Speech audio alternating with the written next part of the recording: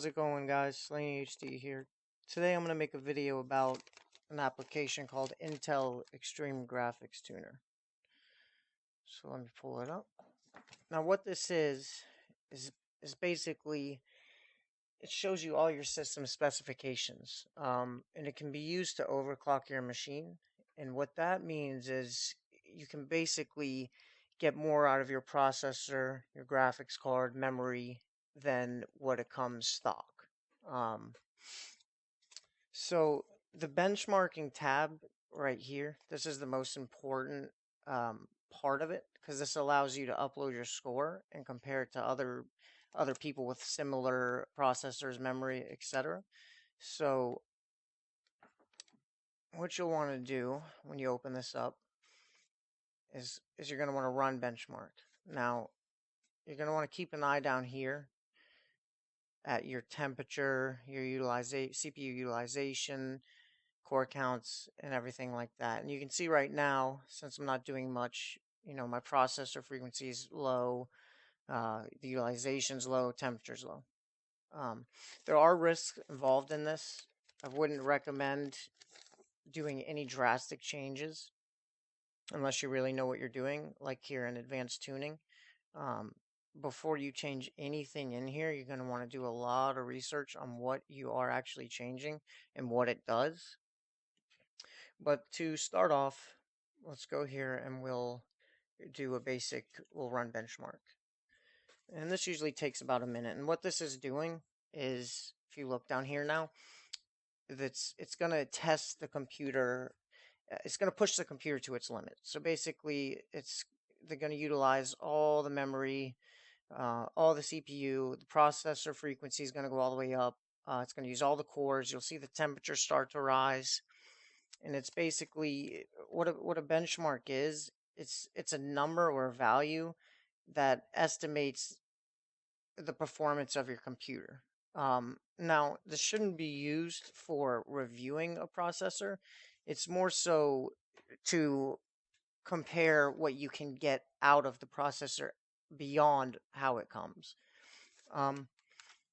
So as you can see right here in this little graph, you can see that the temperature is rising, the CPU utilization is rising, the core frequency is rising, and you can monitor all that right over here.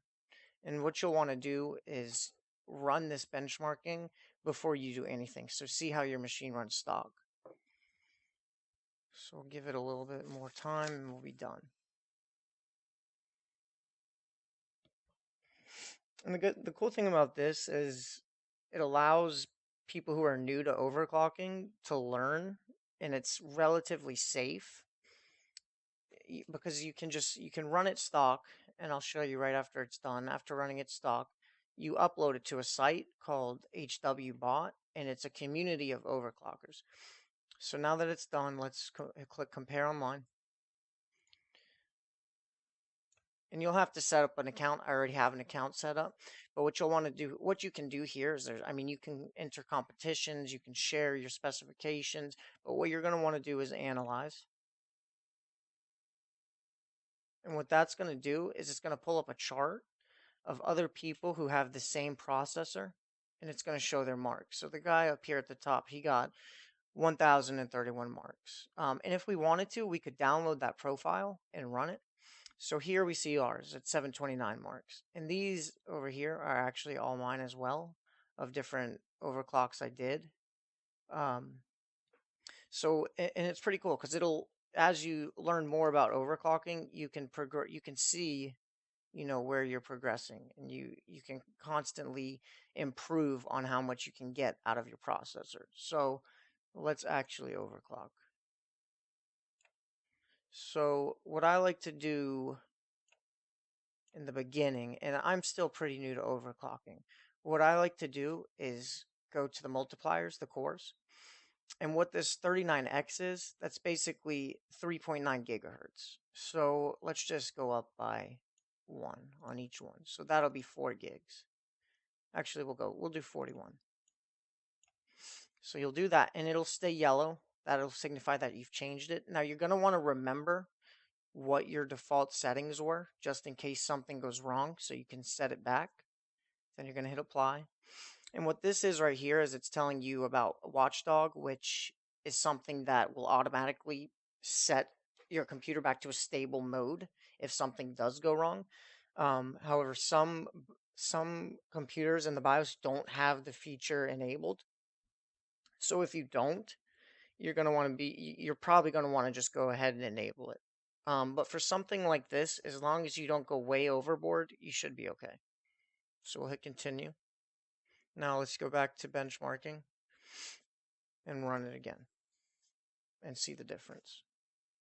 And if you do, let's say you do want to push it a little more than what we just did, you can do a stress test on your CPU, your memory, or your graphics, and you can even set the time limit. So a lot of people, when they overclock, they leave it set that way. For me, I'll overclock for certain games, and I'll have it overclocked for that. But when I'm done with that game, I'll put it back to its default state, because having overclocking will decrease the life of your hardware, and you can even destroy your hardware by pushing it too far. So you've got to be very careful. Anyways, back to the benchmarking. So as you can see, our core frequency now hit 4.1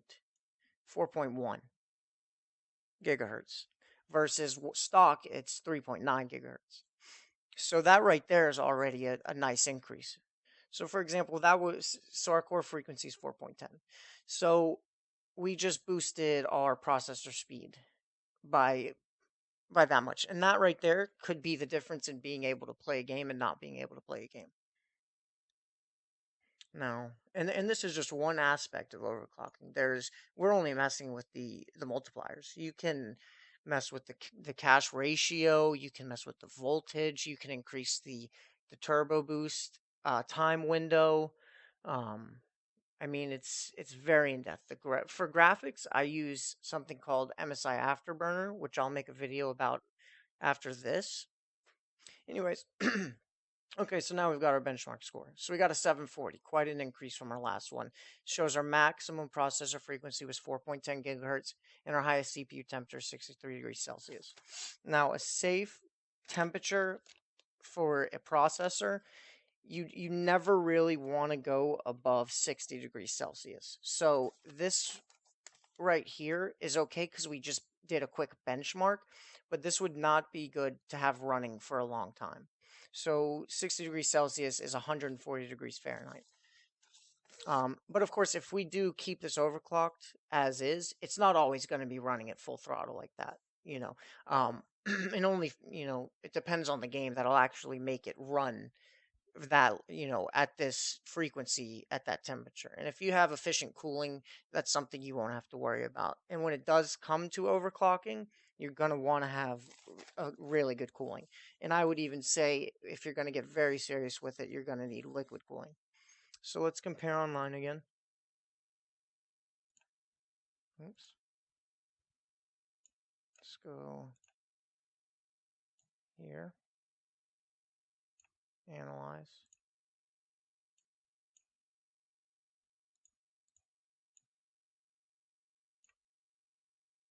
Get out of here. Okay, so here we go. So now I'm at 740. So before we did anything, stock, I was at 729 marks. And now we're at 740 at 4.1 megahertz. And that's with the Intel i5 4690K. And you do have to have a processor that's unlocked to be able to overclock.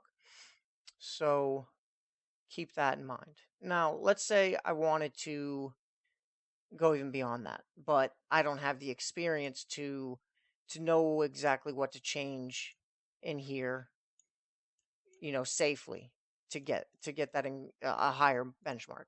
What I could do is go to that website, and I could look here at all these other people who got higher scores with the same processor and even the same motherboard. See, I have the G1 Sniper Z97, sorry, motherboard. So they have the same setup. Like this guy, I just saw one. Let's see. They all have the same processor. So like this guy right here has the same motherboard, and it shows you the compatibility. So my system is 39% compatible with the selected profile. So you're going to want to find something like more so like this, 78% compatible. And I can click that. And if I wanted to, I could just download it. So let's do that. And it'll open with the Intel Extreme Tuner. And it'll actually show you what he has changed in it. So same goes if someone wanted to download mine. You can even click details here if you didn't want to download it. And it ranks you in a system. So there's someone out there with this processor that has the highest score. But like I said, use caution when overclocking. Research a lot before you do mess with anything, and always monitor your temperatures. Other than that, you should be good to go with just basic overclocking like I did in this video. So if you guys have any questions, leave them in the comments below. Thanks for watching.